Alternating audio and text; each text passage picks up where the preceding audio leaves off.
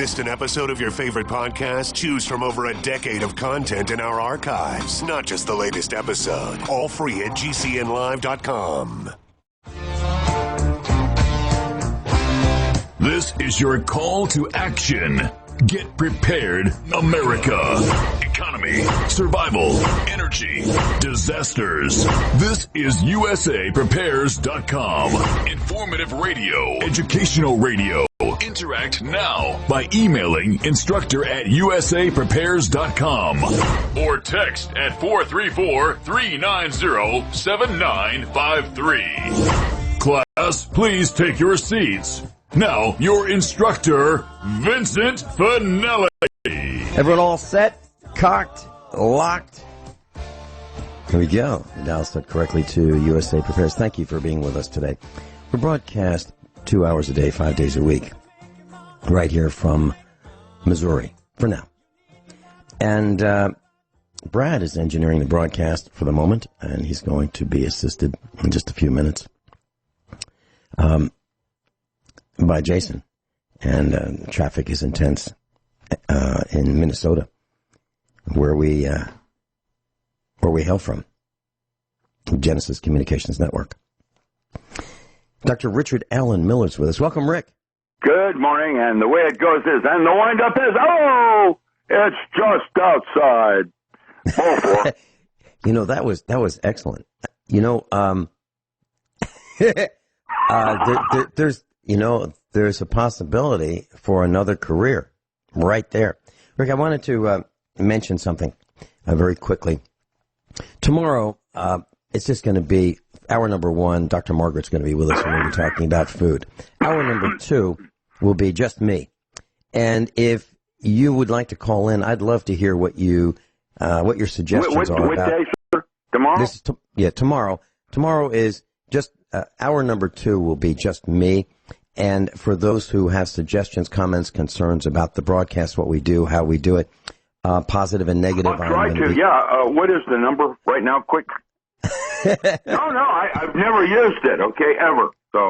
So tomorrow is a broadcast about what our class likes, doesn't like about the way we broadcast, what we content, things like that. And that number is 866-582.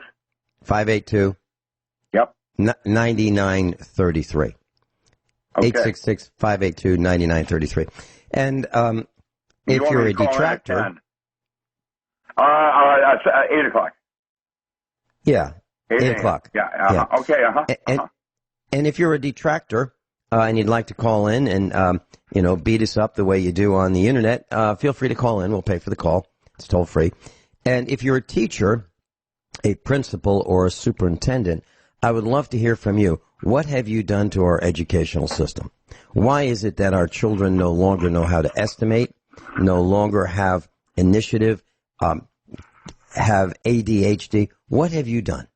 What have you done to our educational system? Now, some of you, I would think, are appalled at what is happening. Others, I would think, have said, you know what, I can't rock the boat, because if I rock the boat, I'll lose my job. I can't do that. So what has happened? Who has done it? Let's name the names. Where did it come from? Did it come from the school board? Did it come from the superintendent? Did it come from the principals? Did it come from lazy teachers? What happened? Is it the National Education Association? Is it your local state education association? Is it the Department of Education in Washington, D.C.? Where is it? What happened? Or is it all of it? Or is it the smartphones and the students don't pay attention? What happened? That would be for principals, teachers, and superintendents tomorrow, hour number two. Also, if you're a detractor, also, if you have comments, concerns, and you're not a detractor and you're not a teacher, superintendent, or principal, and you'd like to make comments on what you like about what we do, what you think we should do better, I'm all ears. And in between the calls, should we get any, I'll be talking about tips and tricks about the way I do things, like the way I handle spray cans of paint. These are parts from my book that I decided to share on the radio. How to buy a home, so just simple things about or what you should do when you buy a home. Real simple. You know, a lot of people aren't even prepared for death. And when I say that, I'm referring to, like, my partner, Matt Stein, and his untimely death Christmas Eve. You know, he had moved in with a girl. He brought a girlfriend in. They weren't married, and yet she walked away with everything. And his son that lives up in 10 Mile, his daughter that lives down in, they received nothing from Matt because she took everything. And that's a typical book I'm going to be doing a workbook for on preparation for the afterlife. That means all the things you need to do, like carrying on your wallet in case you drop dead in public, who you are, how people can recognize you, how to get into your safety deposit box, the detailed stuff that most people don't think about until it's too late. And that's a type of, you know, senior years and resources that are available to seniors. Right now, for example, I need legal, and I can't go to the law offices, even the freebie ones, because of my income levels. I am so broke right now that I qualified for food stamps yesterday. I'm actually going to get food stamps. That's how bad I have been with book sales. Why? Well, the argument I'm being told, which is not, I can't believe it, is that people don't read anymore. Even if they don't read anymore, enough of my fans know best in wanting to buy my book. Okay, so I'm writing a new manuscript trying to make something new to sell. And what happens is it gets put on page 3 in my website, 3 tiers down that you have to go look for it. No announcement, no nothing. And how do I put up that announcement? Nobody knows.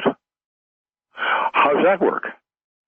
Okay, and so I'm having to do everything myself. And what's happening is I'm not finishing my manuscript. I am being distracted as if I have wiretapping in my home so that they know things, what's going on. It goes downhill from there. Somebody saved me. For a temporary, brief savior, GoFundMe, thank you. Because I don't think anybody realizes the terrible assault I am personally under right now. I don't know why. I don't know who. And I don't know exactly where. Is it my website that's not allowed to take orders? I haven't had a book order in 3 weeks. How does that work? Even when I had only just 3 books out, I would sell at least one of my books every day. Historically, for 50 years. And yet, I'm now not selling a single book in over 3 weeks. How does that work? I don't know. Is it my website? So I'll go to someone that tried to do an order and it says it's pending. And I'll say, did you have trouble? Was it at your end or my end? And they don't respond to me. Now, this is supposedly somebody that went out of his way to order a book from me, and they're not responding to my personal email asking, was it at your end or my end? In other words, I'm not able to even determine whether it's my website. It turned out earlier that all my bandwidth, even though I had my own server and unlimited bandwidth, apparently when I would place an order, at some point would hang up and not allow me to complete the order. I decided to figure out what that was with Bluehost, and they said it was bandwidth, even though I have unlimited bandwidth. And so I started moving all my downloads, like the audio libraries, over. And that turned out to be helpful. I got 1 or 2 orders, and then it stopped again. What's the problem this time? I don't know. What I do know is there's something unnatural going on that's inhibiting me from writing, literally. And the non-local mind that I'm writing on, it's very exciting. What's happened is I am in dialogue now with a bunch of Oxford scientists that are doing studies on microdosing with LSD and mushrooms. And what I am suggesting, the model they're excited about, is that there is the neurotransmitters that you release in your brain, not the drugs you take, which jumpstarts your brain's own production of these neurotransmitters. Those neurotransmitters are resonant cavity oscillators that dialogue the physical body with subtle bodies outside the physical body, what has been known as the aura, chi, prana, orgone, that kind of thing. And it turns out there's a bunch of different ones, and each one, the laws of physics change.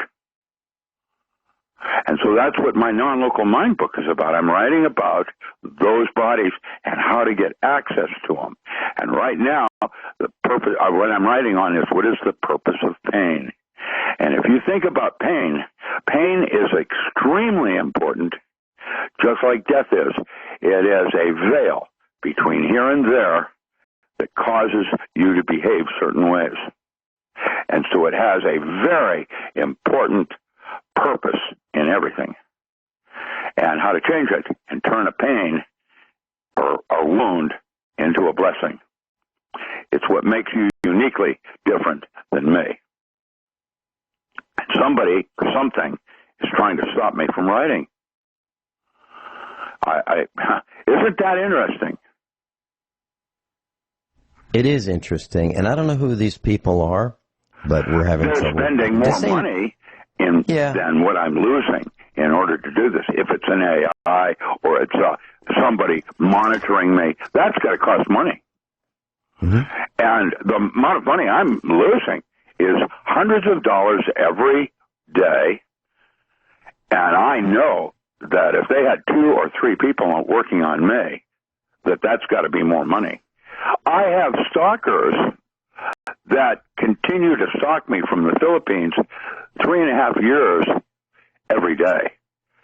For 3.5 years with no feedback. I don't even answer the phone anymore when they call. And yet they continue to call. What business would pursue someone like me that is not responding? Say, well, it doesn't make any sense. I can tell you that. There's obviously what's going on. But the thing is, who and why, and who's getting my money on the books I have written that are my right to at least get a percentage? And the way Amazon puts it is, well, we're just a flea market that rents space. We're not in charge of law enforcement. That's exactly how they put it. And so, what am I to do?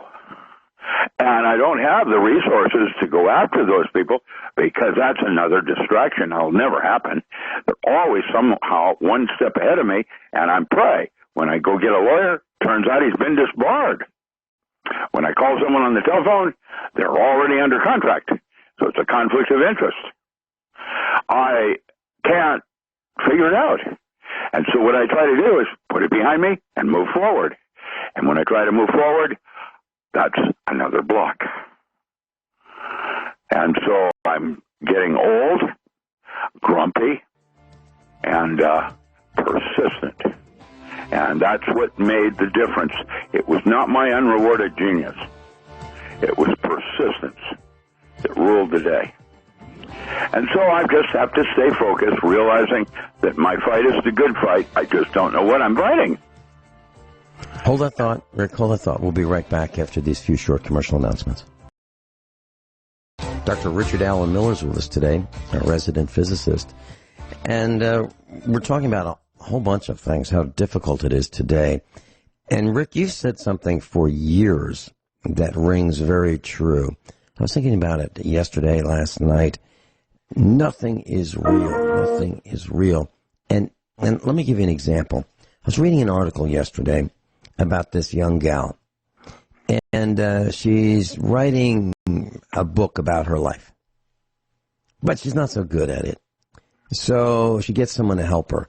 And in order to appear that she's way bigger than she is, she buys fans.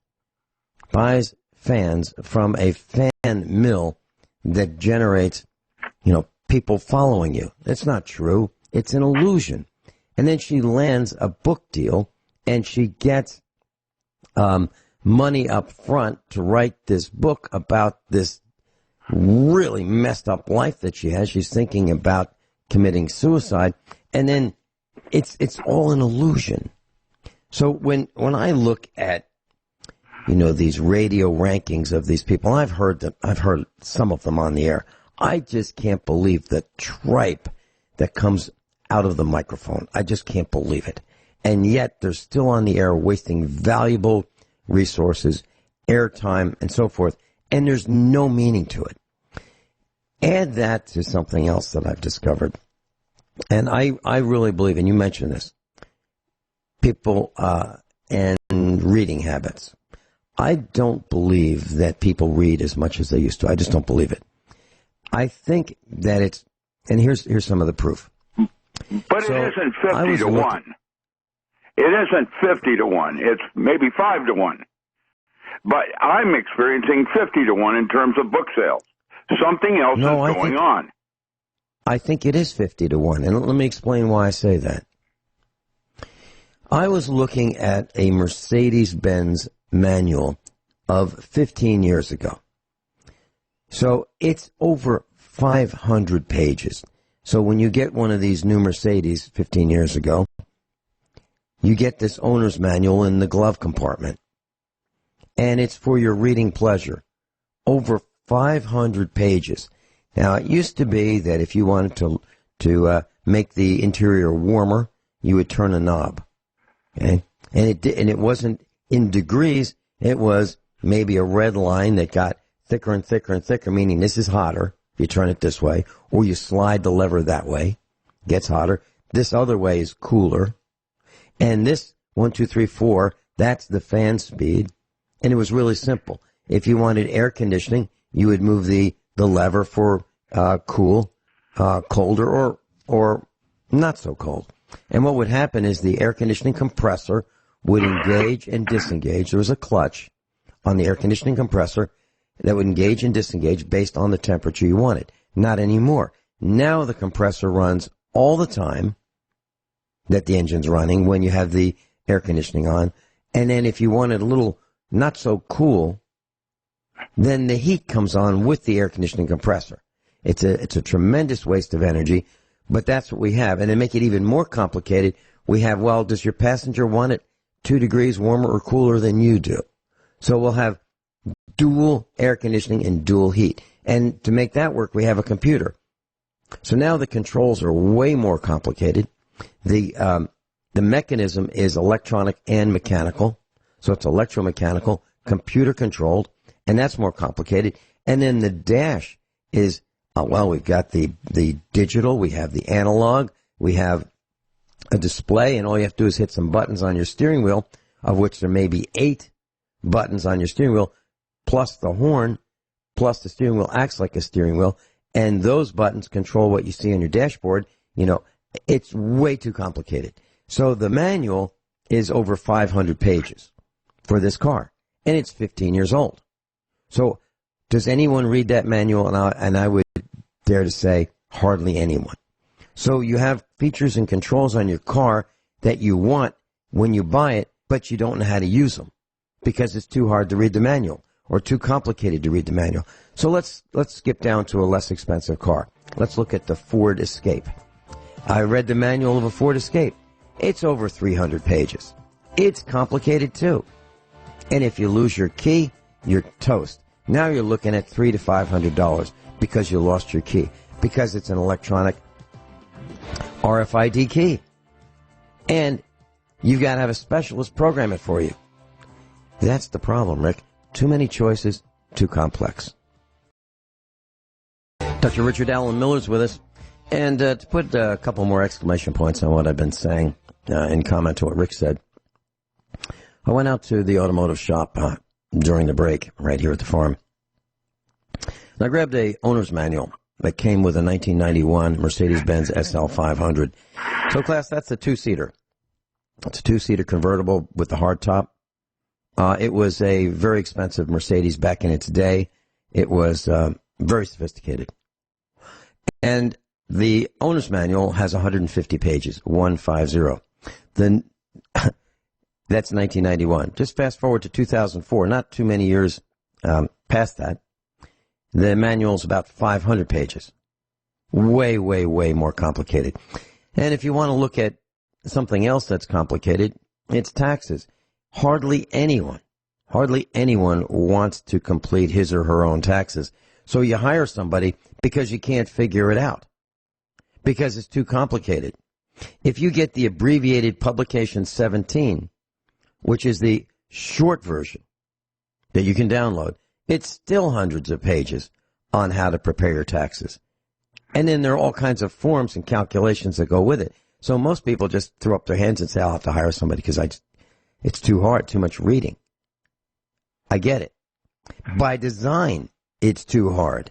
And Intuit Corporation, the TurboTax company, they have lobbied your corrupt Congress critters to keep the tax code complicated, because they won't be able to sell their software that changes every single year, that you have to buy a new version of for each tax year, because it's so complicated.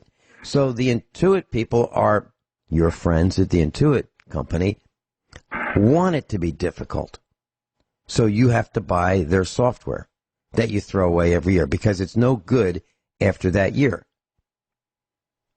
That's the way the system is designed. And if you want to buy a washing machine, a refrigerator, a clothes dryer, a stove, or a microwave oven, and you go to the store, you'll see all these Asian stainless steel skinned appliances.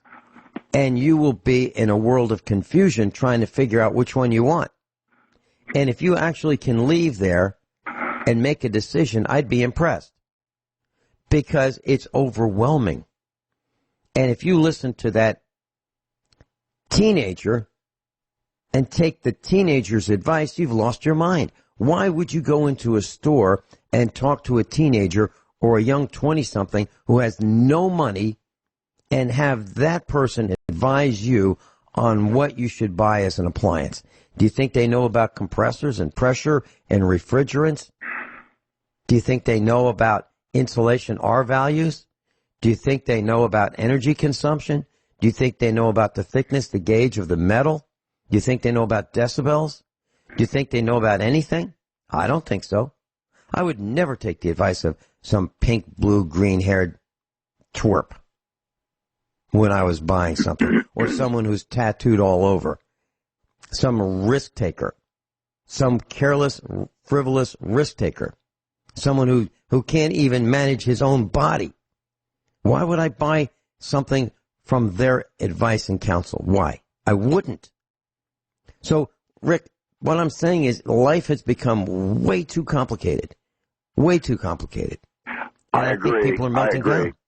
You know, and what I'm seeking now is a more simple way of being, and I can't even do that. It's not allowed. Because if I decide to drive slowly into town, there are going to be people that come right up on my tail wanting me to move faster, even in the slow lane,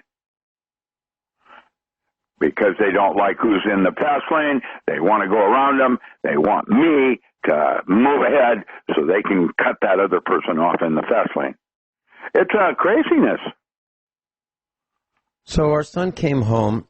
He has he drives an old Mercedes. We all drive old Mercedes. And Class, I don't want you to think we spend a lot of money on Mercedes. We don't. We spend about what the original buyer paid in sales tax.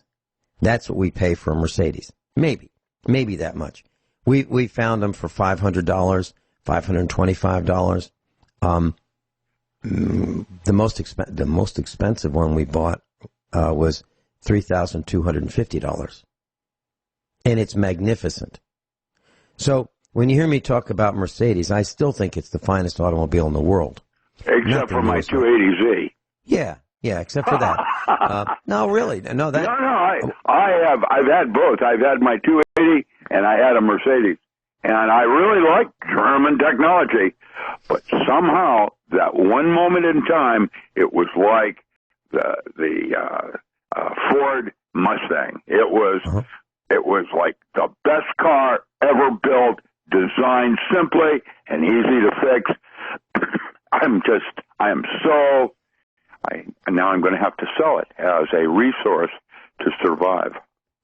Rick, I've been getting emails about your 280Z, and people do not want you to sell it. So they're asking me to ask you not to sell it.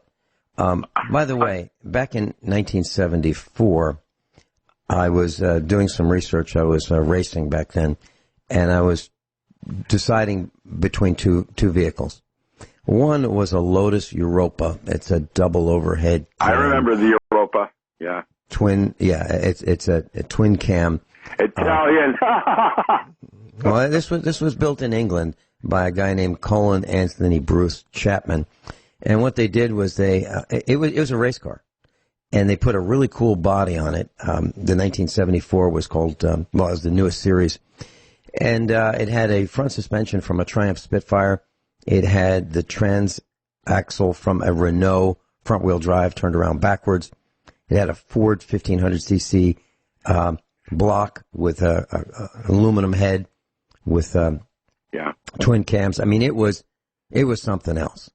And I looked at that, and I looked at the 240Z, the original Datsun 240Z, and I was trying to decide between the two.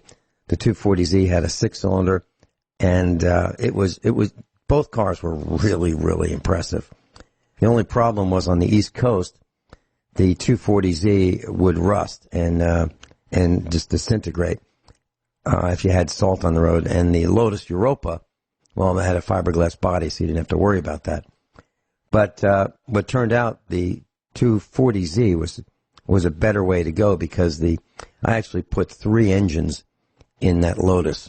Well, it's a long story. Someday I'll tell you the story about the engines and how when Lotus built the original engine in my Lotus Europa. You said it had a Spitfire, the old Triumph engine? No, it had a Spitfire front suspension. Okay, yeah. I drove Spitfires. I drove TR3s and TR4s all the way through school.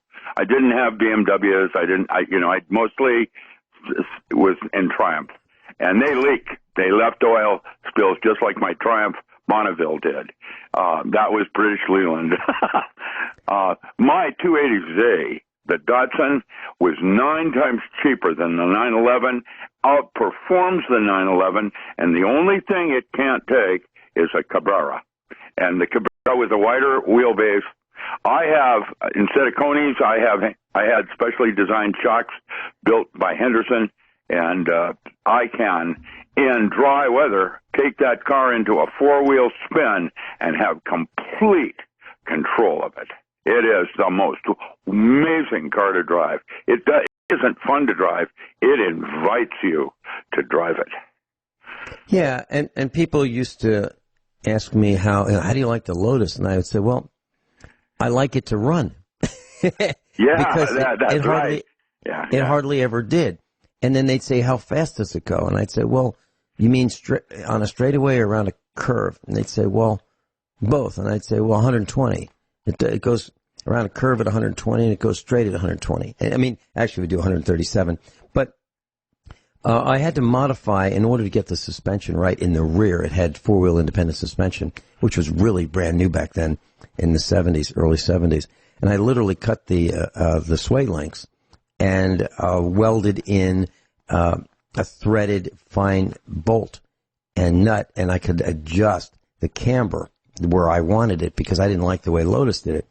So, back then we were innovating, we were doing really neat things independently, and the world, I think, was taking notice, and some of the things that we invented became standard equipment later.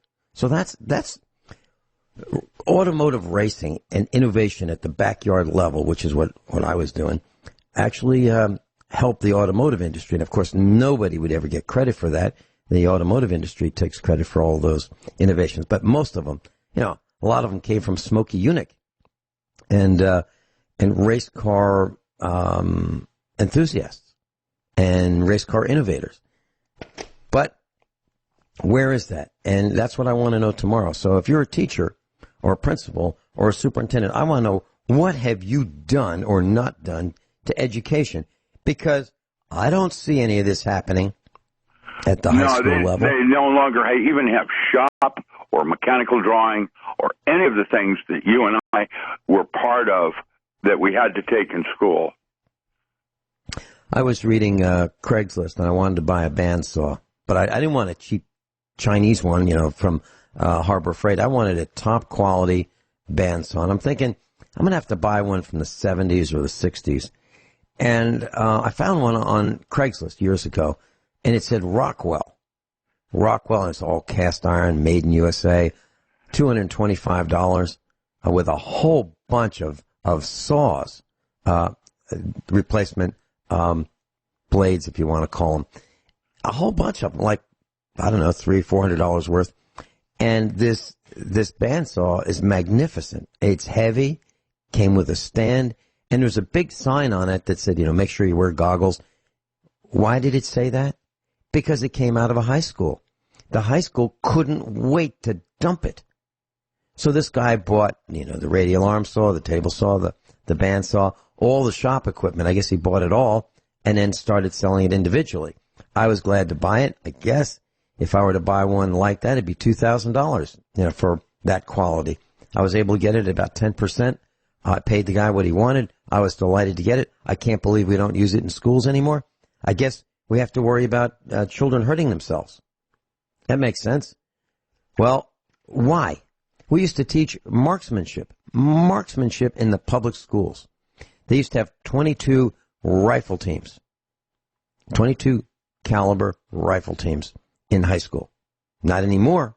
You draw a picture of a gun on a piece of paper and you're likely to get hauled out of school and suspended. We have lost our minds and we have lost the ability to innovate.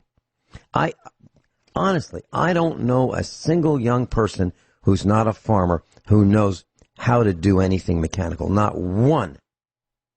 That's what a farmer did.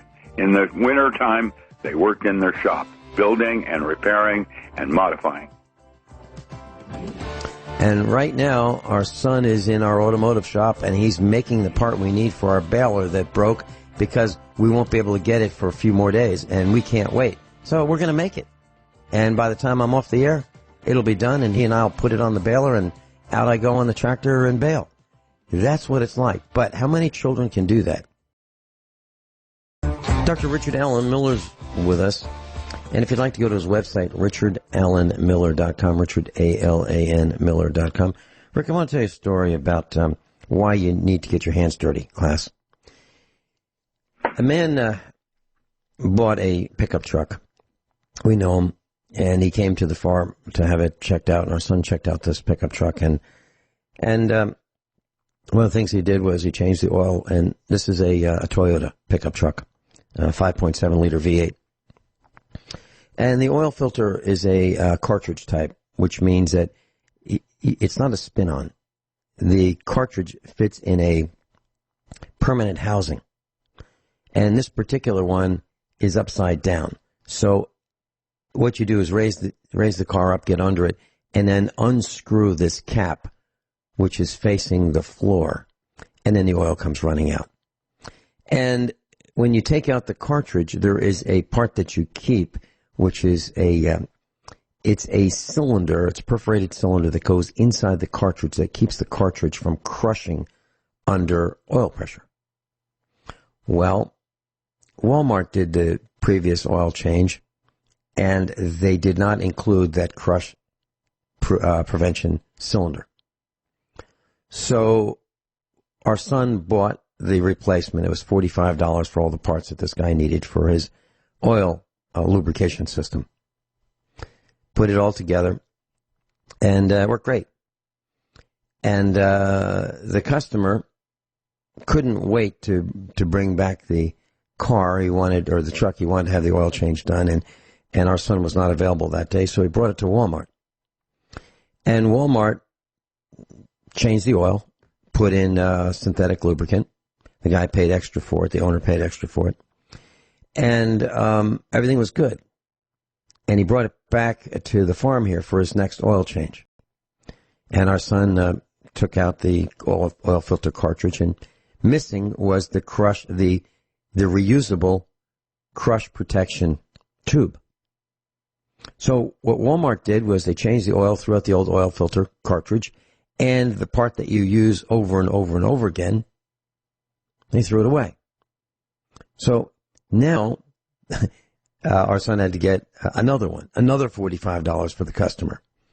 And that's just one tiny reason why you cannot trust Walmart to change your oil. And I dare Walmart to come after me. I dare them. Because then I'll talk about all the other mistakes that they make. I've seen them over and over. I've seen what they do to Mercedes. They break the oil filter housing. It's plastic. There's an internal component. They break it. And when they break it and they stuff the parts back in, no one knows until the next oil change. Then you say, what are all these pieces doing loose in here? That oil filter is doing no good at all. Because the dirty oil is going around the oil filter in the oil filter housing. That's the kind of stuff that happens when people are ignorant of what they're doing. I got a call this morning from one of our instructors, and he asked me if I've ever been banned from Walmart. I said, how long did it take you? He got banned from Walmart. They told him he's not allowed to go back to Walmart anymore. Maybe he'll call in at some point and tell you the rest of the story. But we are dealing with ignorance on so many levels. And if you want to see what I'm talking about and what it's going to be like, watch The Walking Dead. The Walking Dead. That's your homework assignment. It's on Netflix, or you can buy it used for about $6 the way we did at a used video store, used where they sell used DVDs and Blu-rays. The Walking Dead. It's got a whole bunch of series. Or seasons. You won't believe it. And what it's going to tell you is what it's going to be like when you are outnumbered and surrounded. Everywhere you look, people are going to want what you have because they're hungry. Whatever it is you have, if you have food, they're going to want it. If you have water, they're going to want it. If you have a car, they're going to want it. Whatever it is you have, they're going to want it. Because I really believe that we are going down. And it's because of this mass stupidity and mass greed. I really believe that. Rick, any comments before we go on? I'm just going to sit back and stop playing victim. I just don't. I wished I knew what was going on and where to look for my enemy. Yeah, and it's like it's you like just don't know who it is or why. It's like the day I was in California and my Lotus was hauled off because some jerk thought that they ought to tow it away, and I couldn't find it. Where in San Jose was my Europa? And I was livid. And, it's in North San Jose, it's in South San Jose, and I kept calling, and finally I called the guy with the towing company, the same guy I've been calling. He's sending me all over San Jose, and I finally said, I know where you are. And if you don't tell me where my car is in 2 minutes, I'm going to drive the car I'm in right now right through your front window. And the problem is we don't know where that front window is anymore. That's what you're talking about. Because if we knew where those windows were, we'd be driving our cars and trucks through these businesses' windows that are just driving us crazy. I'm not recommending it, but I'm just saying I think people are at the point where they're that frustrated they can't stand it anymore with being ripped off and having people who don't know what they're doing in our way. They're in our way. They're holding up our progress, those of us that are interested in progress. Cocked, locked, hour number 2 of USA Prepares. Dr. Richard Allen Miller is with us. Rick, why don't we just say what we think it's going to be like? For example, if the grid goes down. Okay, if the grid goes down, what happens? Well, the first 50% of people that die are from dehydration and exhaustion.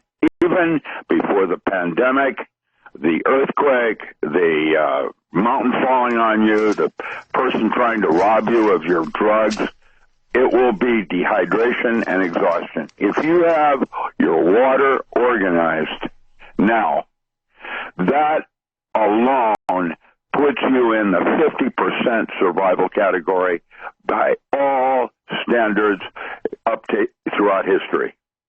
That's item 1. Once you have your water together, then you have a list of other things you need to concern yourself with, like food, entertainment, entertainment is just as important as heat and cooling for refrigerating foods to save them, like cold storage for apples.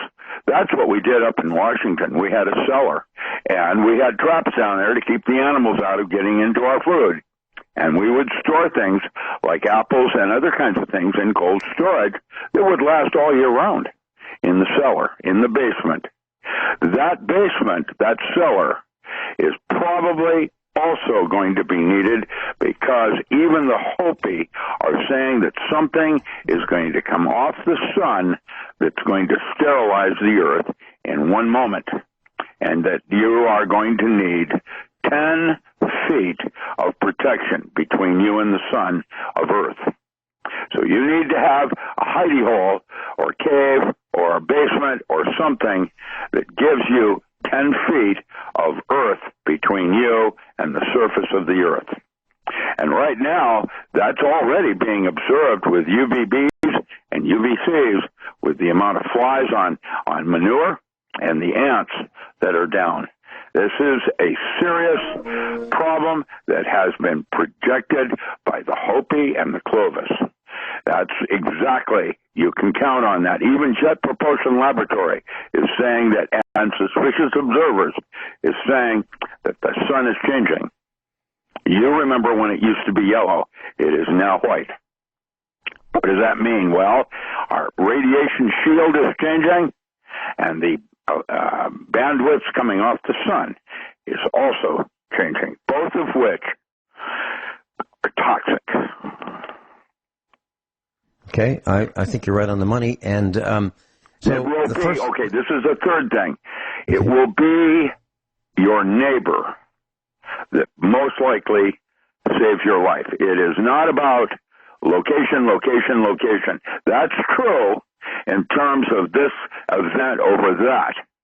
But, and if you want to be educated in that, the book I've always keyed off of is We Are the Earthquake Generation. That book pretty well runs down habitat in terms of what you can look forward to. However, it isn't even about that. Right now, 2 days ago, I posted 3 days ago that the North Pole, that means inside, Fort Yukon and the inside of the Arctic Circle, has no ice. It's all gone. That means the oceans are going to start flooding, and you can count on New York and Florida going underwater. You can count on that. I'm looking at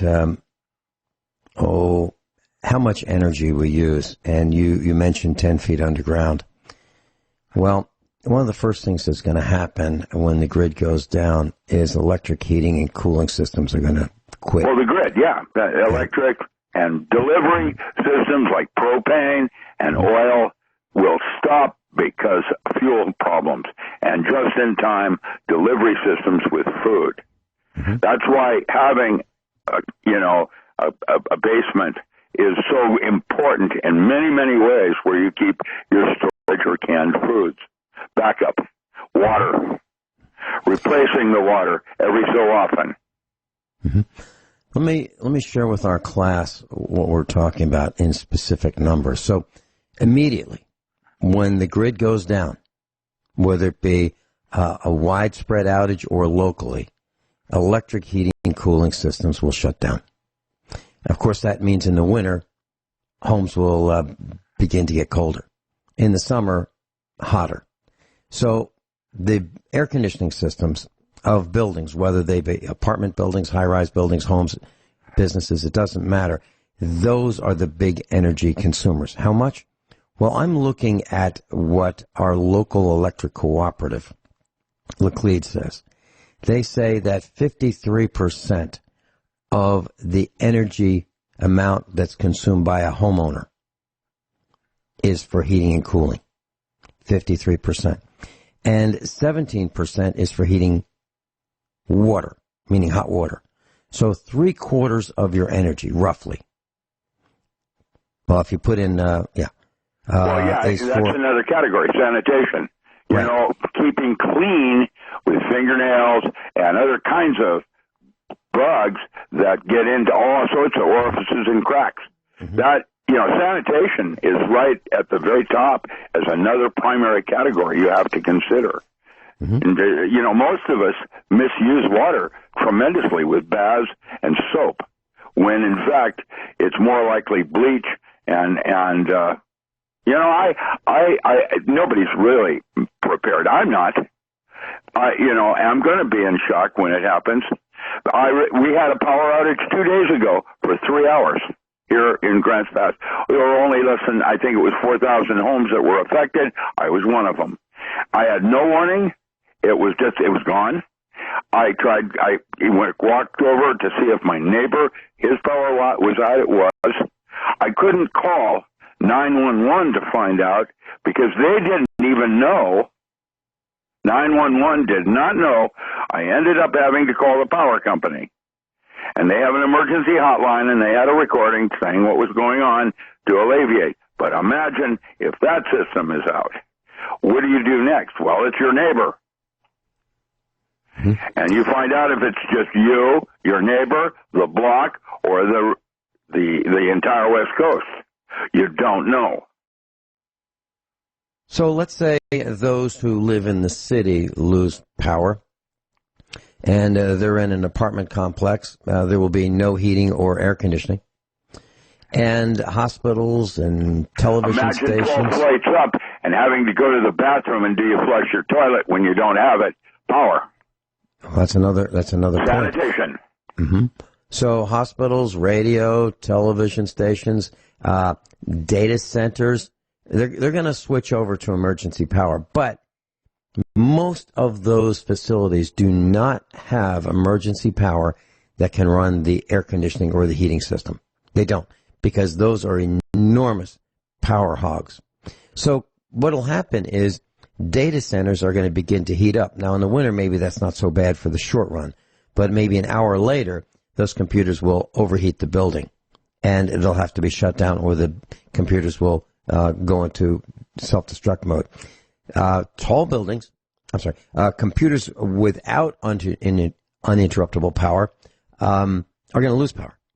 Tall buildings reliant on booster pumps to pump the water past the lower floors to a tank up top, they won't be able to pump the water.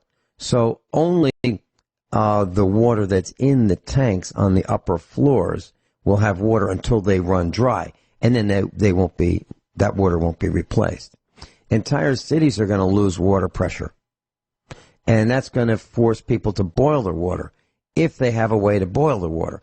Now, if they're dependent on their electric stove, they're probably out of luck. If they have a gas stove, well, that's great, but a lot of gas stoves have electronic spark ignition, which requires the stove to be plugged into an outlet so that they spark to light the flame.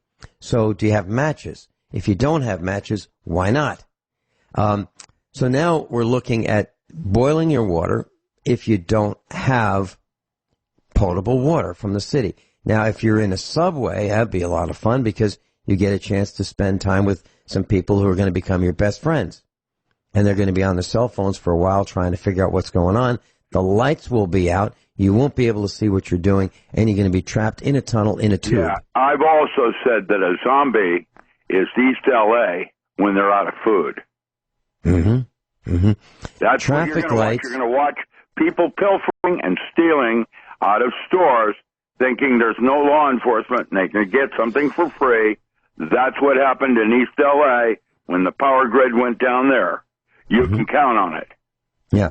Now that two happens. Things they're going to be after mostly are your money and your drugs. Well, that's going to happen probably several hours after that instant that the grid goes down. I'm just talking about the instant it goes down. So what's going to happen is traffic lights are going to stop. Now, some of them, they're going to go out instantly. And that means that you're now looking at four-way stops at the intersection, which means that now you're going to have traffic backing up. And you're going to have increased accidents because of all those friendly people who give you the finger today when the traffic lights are working, and they cut you off because they're more important than the rest of us are. So there are going to be more accidents. And once you have an accident, everything stops. Credit card terminals are going to stop working. If they're operable at all, there'll be limited commerce. But you can buy things for cash. But who knows the price of things?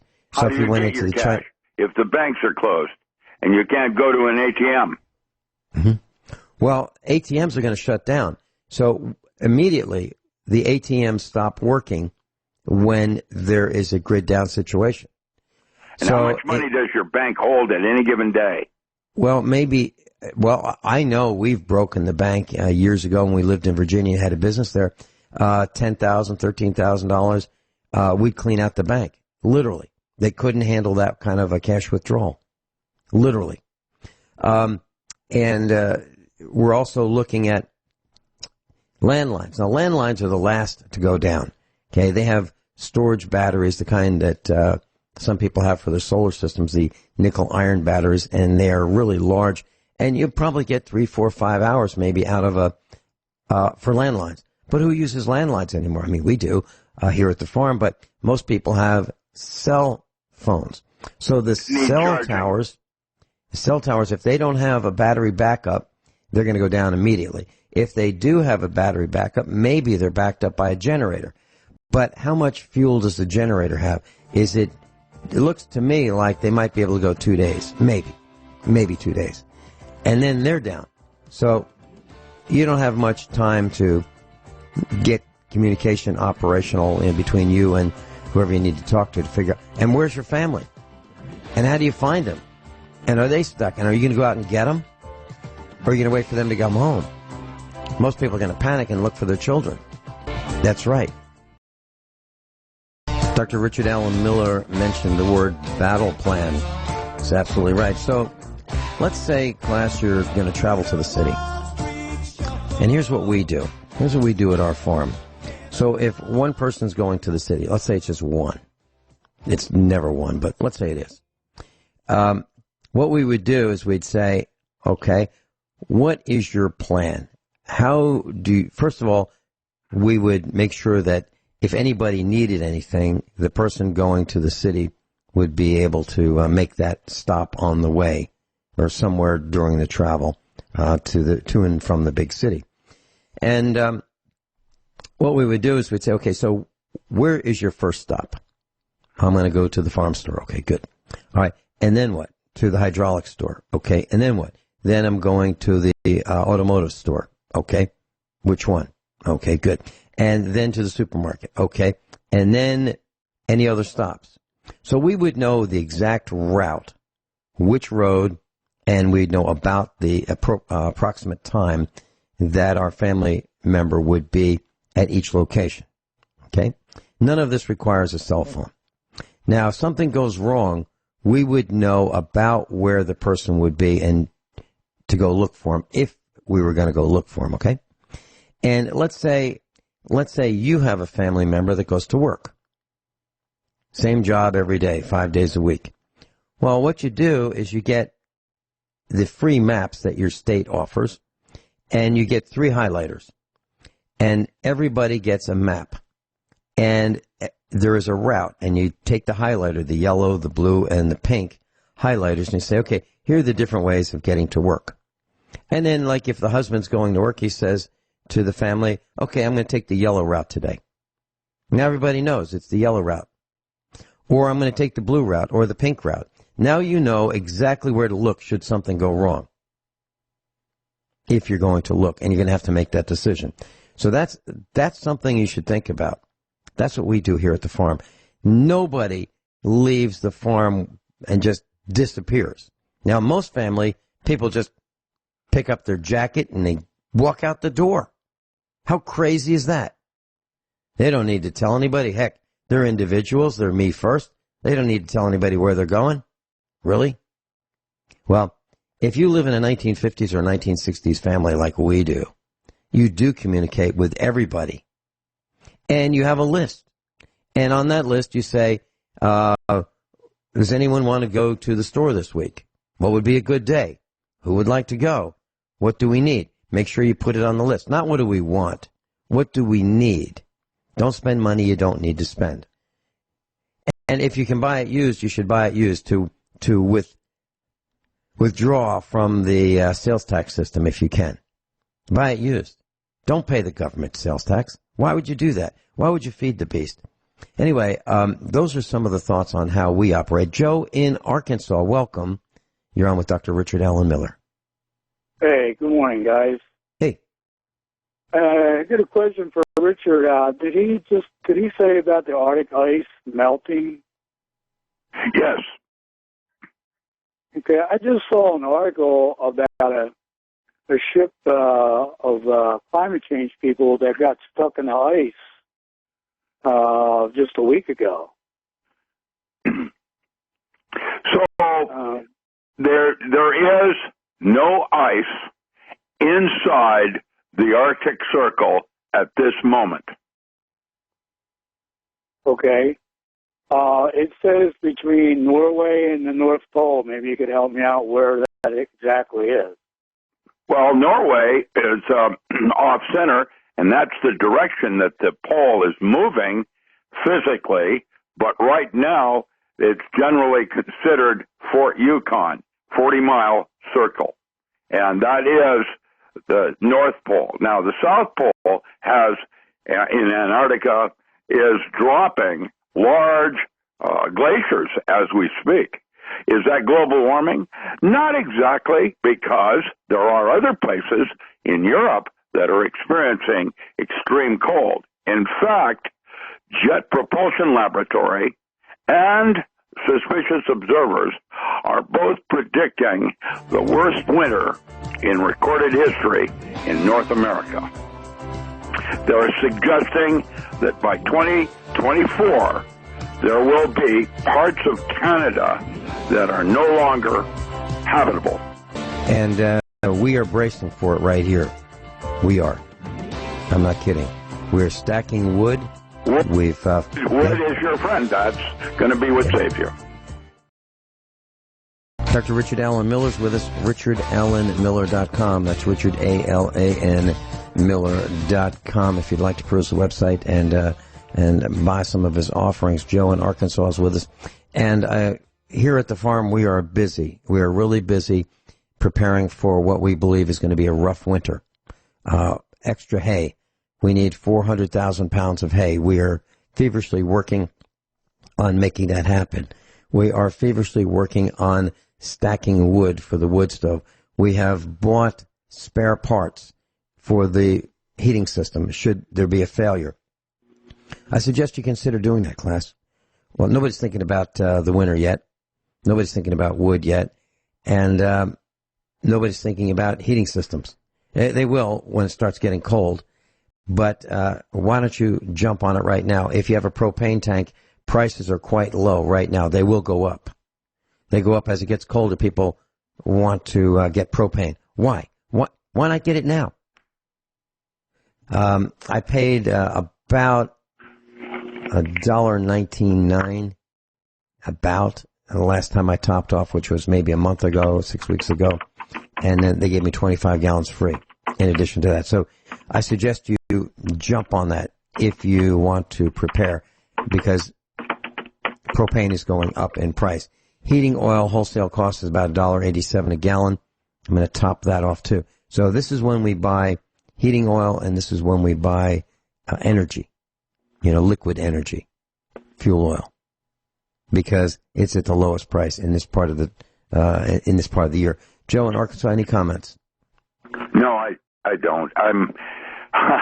I'm about to go out and glean some apples after today, where there's a bunch of apples down on a neighbor's lawn, and she's given me permission to go in and get a bunch of boxes of apples so that we might make a bunch of stuff. Good. I hate what's happening. Joe, did you have anything else? Yeah, this is what drives me crazy. This is what drives me crazy. Is the ice melting or is it not melting? Is this article bogus? I don't know. I can tell you this. It's not global cooling. What's actually happening is our sun is changing. It is historically recorded that it goes through these phases. And here we are going through those phases, just like throughout history. And each time this change has occurred, there is survivors, but they crawl out of a cave. Okay. Well, according to this article, it says these people were climate change documentary film team, and they had to be evacuated by helicopter because of the ice. The quality of my phone is such, I couldn't understand what you said, and I apologize. It's not you, it's the quality of the bandwidth of CenturyLink.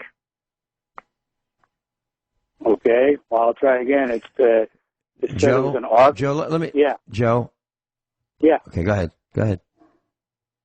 No, I just was going to say, it says it's an Arctic tour with climate change documentary film team, and they had to be evacuated by helicopter because of the ice. Okay, I don't know what that's about. I can tell you that at some point there won't be people to help you evacuate when you need help.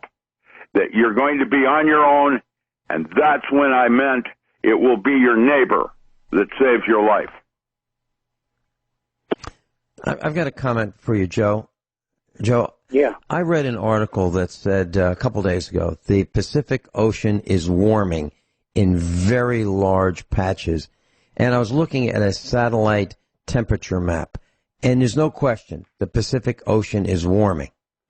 Then I just went to the internet. Part of the Pacific Ocean is not warming as expected. So here's what we do. We don't know what's true and what's not true. There's so much disinformation, so many lies, and anybody can put up a website. Anybody can write an article. Anybody can publish. Okay? So what we do is we don't believe the weatherman. We don't believe weather.com. We don't believe weather.org. We don't believe weather.gov. Because they're wrong all the time. So what we do is, all right, as farmers, we are absolutely dependent on the weather. We were racing around like crazy a couple days ago because there was a 50, 60, 70, 80% chance of rain, and we're out in the field. I mean, we're feverishly working, trying to get the hay baled. Yeah. And then it goes to 10%. Then all of a sudden, that 80% rain goes to 10%. Instantly.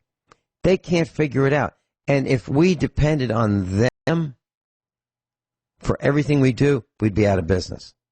So what you have to do is use your own mind and try to figure out what you think is really happening. You can't believe a lot of the things that you read. It's different for each of us, by the way. That's the other part of it. What's true for you is not for me. And that's because I live in a different zone. I live with different values. And my upper brain, I wouldn't have seen it if I hadn't have believed it. You have to be very careful of your personal beliefs and why you believe this way over that. That colors everything. That's what I'm writing about right now. How much that creates the reality you think is going to happen. And trying to be positive in a sea of confusion requires instinct. And when you come from that place, you do not make mistakes, ever. And Joe? Yeah. I wanted to buy farm fuel. And farm fuel is diesel fuel. Farm fuel, diesel fuel, and home heating oil are all the same thing. They're all the same, except for the difference in tax. Diesel fuel has green dye added to it, and that's for on the road. And it's about 40 cents more expensive per gallon, roughly, depending on where you live, because it has road tax on it. Tax so you can use it on the road. And sometimes people with uniforms and guns and two-way radios and handcuffs and tasers will stop you and want to look inside your tank, withdraw some of your fuel to see if it's the right color, meaning, did you pay tax? Okay? If not, there's a huge fine that they will impose on you. if you have the wrong color fuel, meaning whether you pay tax on it or not. I've been trying to get farm fuel for several days now. I called the company, no answer. I called them during the break, left another message. Now, if I don't hear from them, I'm going someplace else. I am not, I like being loyal, and I will be loyal, but I won't be without. Okay? I will not put our family at risk. Maybe there's something wrong with the company. Maybe someone is sick. And I appreciate that, and I'm sorry if that is the case. But I will not put our family at risk because they are unable to deliver. I'll be loyal as long as I can. But when I can't, I'm moving on. So what I'm saying is, Joe, you're in charge. You have to take care of you and your family. Your family is most important to you. Your family is not as important to the blue team as it is to you. And if you think that the blue team is going to come to your rescue when things get terrible, let's say grid down situation, if you think they're going to come to your house to help you before they go to their house and help their family, I think that won't happen. I think they're going to take care of themselves first, just as you should take care of yourself first. So just because people are paid and have uniforms and take oaths, I don't think that means so much. I think it's our responsibility to take care of ourselves. And if your neighbors are of the same mindset, that's wonderful. But I haven't seen too much of that. Now, I've only been working on this for, 8 years, trying to get people to pay attention, to take care of themselves. And I've been a total abject failure at doing it. Yeah. As a matter of fact, I mentioned to the first guy I met in Missouri. He happened to stop by a few days ago. He's one of our instructors. And his name is Roger. And he's been at the meetups, and he's taught some seminars at the meetups. He was a realtor. He's a brilliant guy. One of the smartest guys I know. And I said, Roger, we don't have very many friends here. And he laughed. It's like, no kidding, Finelli. You don't have many friends here. Did you know that 25% of the millennials do not have a best friend? I believe it. It is a value system now, which is different than older values. Are they better? I don't know. Well, no. Wait, hold it. Are you questioning the older value system versus the newer? There's no question. I'm trying to be open-minded about it. I can't be open-minded. When I look at somebody with pink hair, I am not open-minded. When I look at two men holding hands and kissing, I'm not open-minded. When I look at two women holding hands and kissing, I'm not open-minded. My stomach is just about ready to lose its contents. I've tried to be a little more limber. Good luck. I'm not. I'm going to go down being non-limber. I will probably be the last guy on the radio talking about normal 1950s values where dad is the head of the household, dad works with mom, they join in for discussion to decide, what's going to happen, how it's going to work. Mom is the primary person raising the children while dad goes to work. Mom and dad work together. They make decisions together. It's not a dictatorship, but yeah, dad is the head of the household. The children will behave. The children will do chores. The children are part of the decision as they are competent to do that. The children learn from mom and dad. Those are the values that I have. And this homosexual movement, craze, fad is foreign to me. It's the foreign. part that bothers me the most is on the credit cards and surveys that you do. They'll ask you, are you a male, a female, or other? And I'm not sure how to respond. Why would they put the other in there when, I know why. Because there are 36 different new genders. And they're teaching that in grade school. Okay, Why? so here's where mom and dad need to go visit the school. And here's what you do, class, and I've done this. I would never recommend you do anything I don't do or haven't done. I have gone to the school system and I said, hi, I'm here. This is Mrs. Finelli, and we're here to take a tour. Now, no preparation, no advance warning. I'm paying y'all to do this, so it costs $10,000+ a year to educate, that's in quotes, a child in Missouri at the public training camp. I want to see what you guys are doing. Hey, you guys have a great day. I'll get off of here. Yep. And if you don't see what you like, or you see what you don't like, then you run for the school board.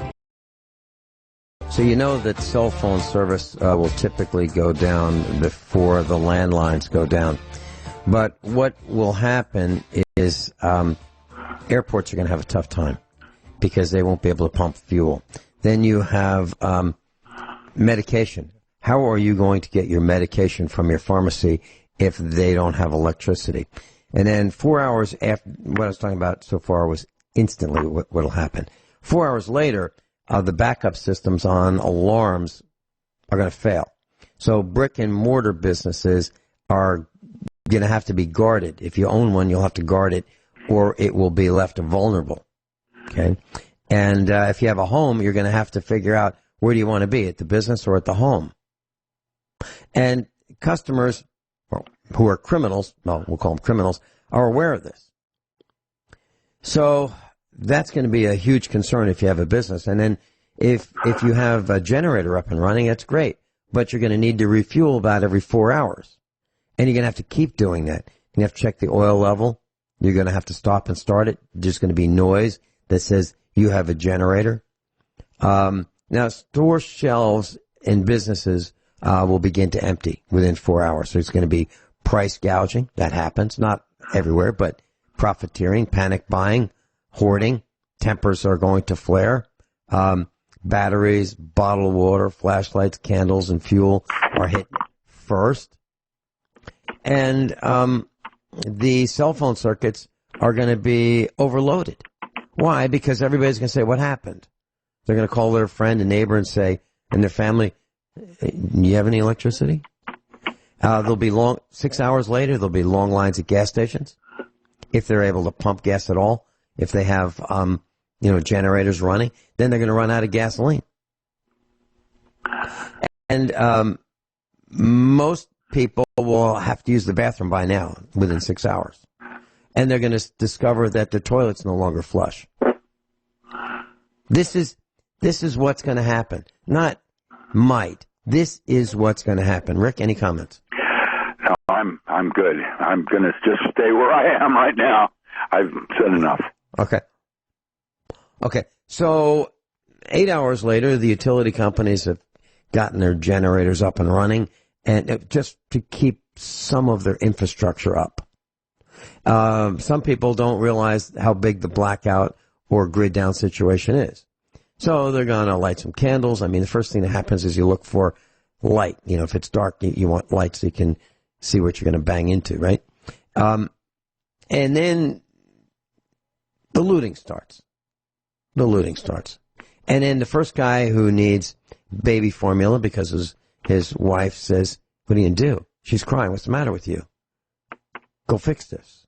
Go get some baby formula. We don't have any. So he goes out and he looks at the store. He looks at the store window. People are gathering outside the big stores, supermarkets. And all it takes is one guy to lose it and break the window, and then they all jump through the window. Then they loot. They don't know if the power is going to come on now or in an hour or tomorrow. They don't know. But they know they need the baby formula. But that starts the looting. And then the TVs go out the door. And gas stations are out of fuel. And it's costing them a fortune to own that property. They're losing revenue. Refrigeration's not working. What about insulin? People who need insulin, it needs to be refrigerated. Now what? What I'm trying to say is, have you all thought about this? Those at night, what happens? Well, people have CPAP machines and oxygen concentrators. Okay, if you don't have a way of keeping them running, they're not going to run. Now, are you going to wake up tomorrow? Maybe, maybe not. If you need oxygen, it's going to be tough. If you have a CPAP machine, it's going to be tough. Crime rate goes up when the sun goes down. Then the next thing that happens, day number 2, is fuel rationing. Emergencies are declared. Fuel rationing begins. Freezers begin to thaw. People say, well, good time to have a party, right? We've got that beef in the refrigerator. Either we throw it out or we eat it, so let's eat it. So they pig out on that. Then casualties and fatalities due to heat and cold increase. Healthcare. Where do you go for that? The doctors aren't going to their stations. The nurses aren't going to their stations. They're worried about themselves. Day 3. Fatigue. Law enforcement is overwhelmed. Firefighters are overwhelmed. EMTs are overwhelmed. Nurses and doctors, well, I mentioned it, they begin not showing up. Violent crime goes up. Looting picks up. Then cities set up portable morgues and refrigerated trucks for the dead. That's only day 3. Rick, any quick comments? Water, make sure you have your water. If you have that, that gives you a 50% right out of the gate. Right out of the gate. Water. He's absolutely right. So, tomorrow's not good enough, class. Fix it today. Fix it today. Talk to your family. Have a meal with your family. Spend time as a family together and talk about these things. Above all, honesty and integrity.